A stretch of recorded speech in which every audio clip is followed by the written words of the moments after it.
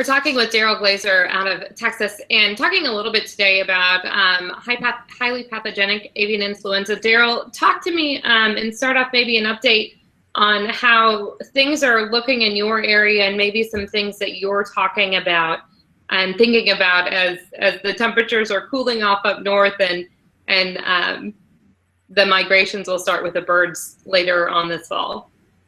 Well, the main thing that we're doing as a company and on all of our farms is increasing biosecurity, especially through this time when the birds are going to be migrating south, because that's going to be our #1 risk factor. And so we have implemented some more stringent biosecurity on our farms and across the board on all the farms here in Texas, just the things that we're doing to try to make sure that we don't track the disease into the houses.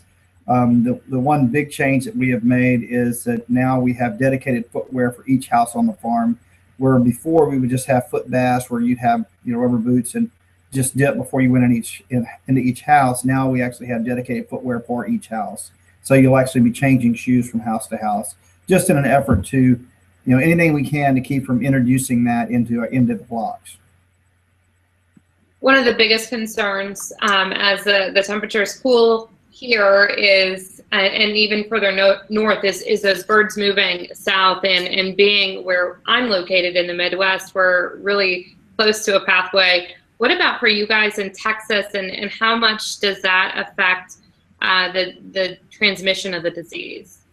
Well, we are in a flyway for geese, and we do see some ducks come and go, and so it's not to a great extent to where, I've been to places where they're just covered. There's just thousands of them. We have them come through a few flocks. And it's been known, I think they've already detected it in some geese that they're carrying it. So it's going to be a big concern. And what we're doing is just trying to make sure that we don't do anything. We see geese come over or land on a field. Obviously, we're going to stay out of that as long as possible and try, just do everything we can to avoid it, because the severity of this strain of AI is really bad. And so we want to do everything we can to try to keep it out. And there's nothing you can do if they're flying right over the top of your buildings. It's just kind of what happens, but we have to try to control all the factors that we can control. One of the biggest advancements and one of the things that's been talked about greatly in the poultry industry is the release of the vaccines. How does that come into play as a preventative measure? Is it even something that poultry farmers can consider for this year into the peak season of HPAI or avian flu? It is something that's being talked about a lot. I think it's going to be more used in the Midwest area, depending on need. From what I have heard and through talking to our integrator, it's going to be something that if there's a challenge or there's an area that seems to be at high risk, that would be a possibility of vaccinating. There's a couple of things that you have to take into consideration. One is, has the virus mutated at all, and is the vaccine going to be effective? And then secondly is, what does it do? I know there's some concern on exports of the product if they've been vaccinated. So there could be some countries that won't allow the products in. And so would that be a state by state, or would that be nationally? Would it be, if we use the vaccine in the Midwest, is it going to restrict exports of turkey from Texas? And so I don't think they really know that yet, but I think it's something that USDA and all the integrators are monitoring very closely, because this could be a very devastating disease. So at the point if we start to see it, more outbreaks, I think the vaccine will be something that definitely comes into play. And it may just be a location or geographic region, based upon what the risk is.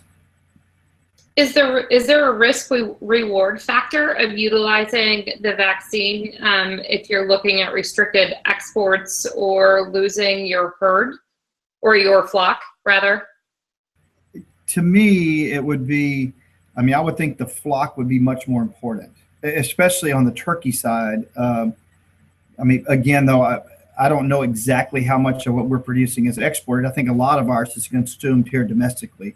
And I think this is a big problem. And I think really on some of the export, there could be some softening of that viewpoint, because I think a big concern was they couldn't test and tell if antibodies were coming from the vaccine or actually being exposed to the disease, and so they were concerned about that.